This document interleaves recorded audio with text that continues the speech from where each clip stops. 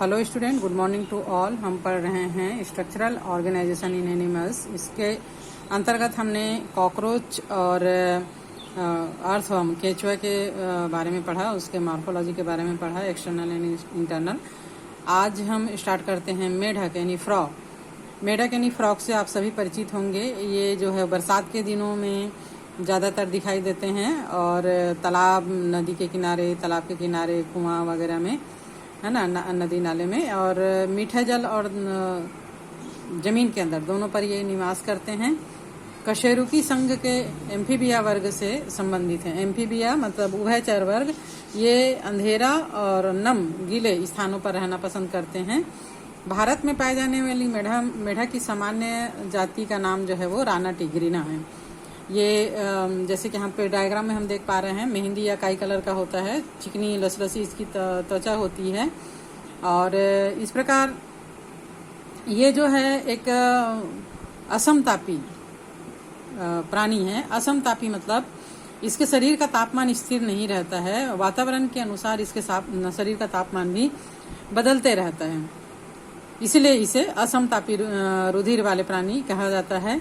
इस प्रकार के प्राणियों को अनियमित तापी प्राणी भी कहा जाता है। मेढक में रंग को परिवर्तित करने का एक विशिष्ट गुण होता है।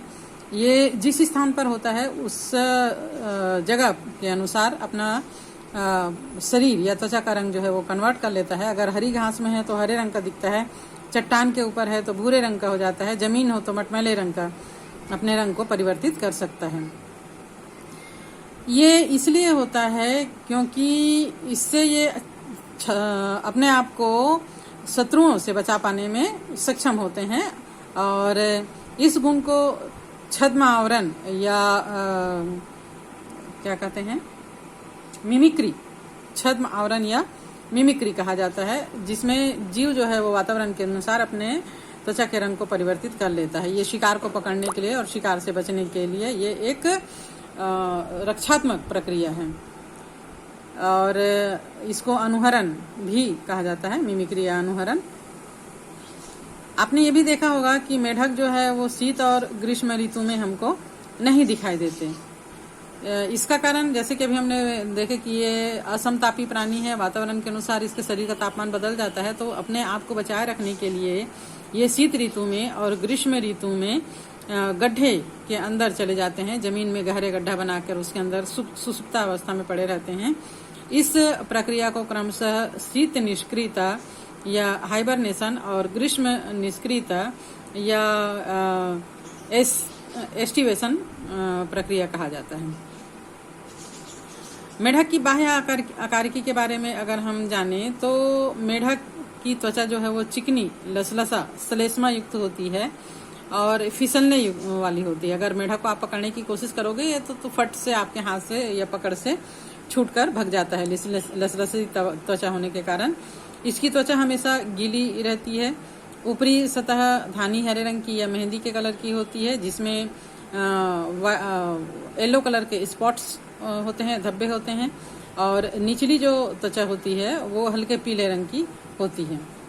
मेढक कभी भी पानी नहीं पीता क्योंकि यह त्वचा के द्वारा जल का और ऑक्सीजन का अवशोषण करता है। मेढक का शरीर सिर और धड़ में विभाजित रहता है। पूंछ और गर्दन नहीं होता, यहाँ पर पूंछ और गर्दन इसमें नहीं होता।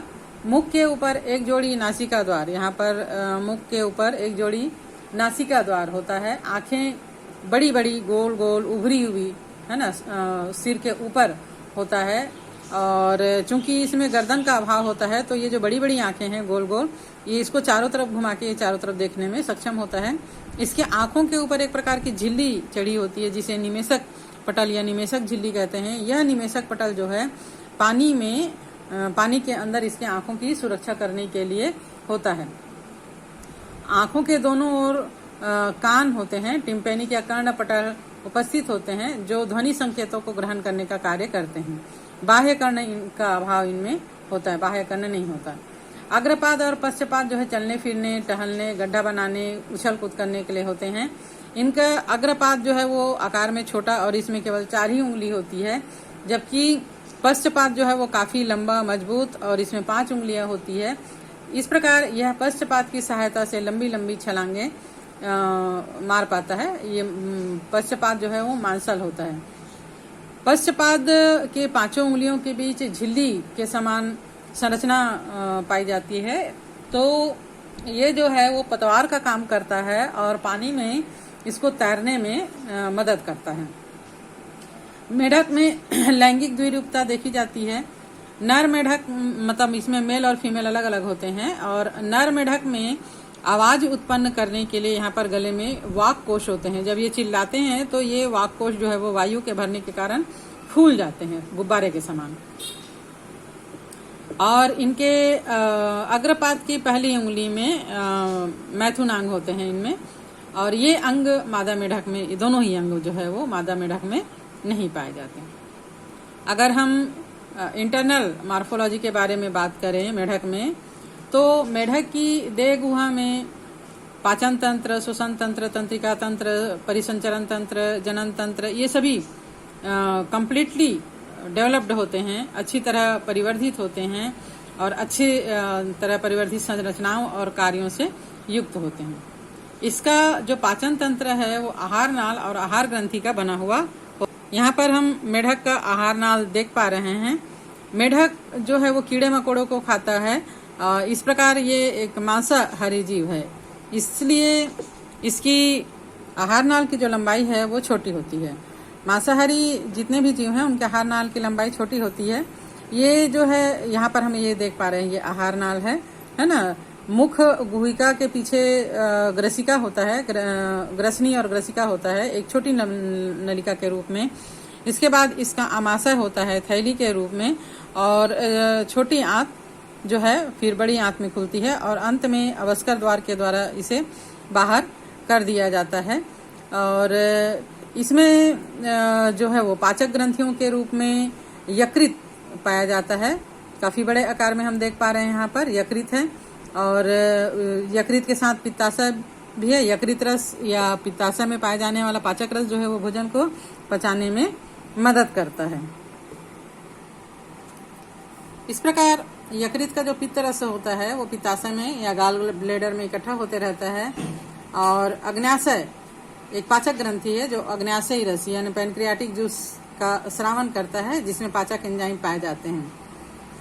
मेढक का जीभ जो है वो 2 खंडों में बटा हुआ और काफी लंबा होता है। द्विपालित लंबी जीभ होती है जो शिकार को पकड़ने के लिए सहायता करता है। मेढक जो है वो शिकार के ऊपर अपनी लंबी जीभ को फेंकता है और फिर उसे पूरा टर्न करके मोड़ लेता है और मुंह के अंदर शिकार को ले लेता है।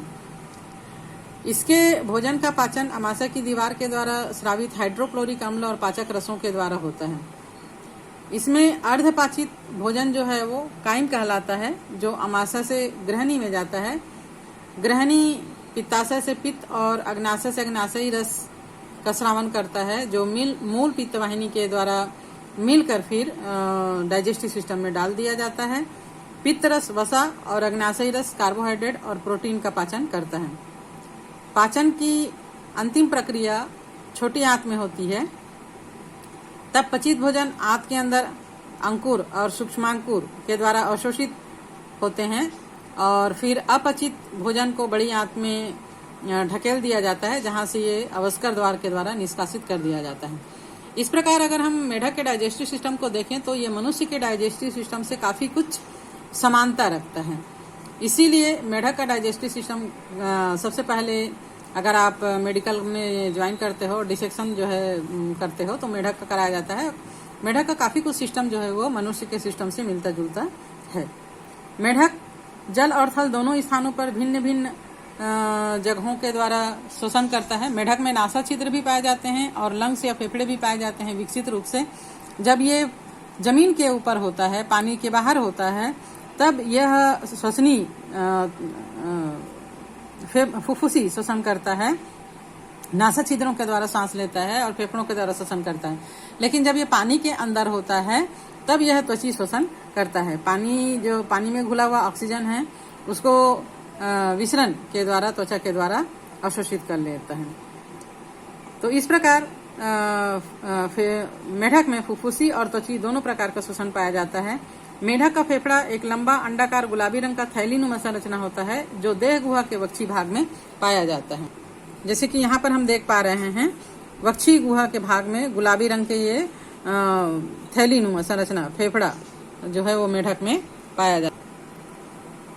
वायु नासा छिद्रों से होकर मुख गुहा और फेफड़ों में पहुंचती है और ग्रीष्म निष्क्रियता और शीत निष्क्रियता के दौरान मेढक जो है वो अपने त्वचा से ही श्वसन करते हैं। आज के लिए हम इतना ही पढ़ेंगे। नेक्स्ट जो तंत्र है वो नेक्स्ट डे पढ़ेंगे।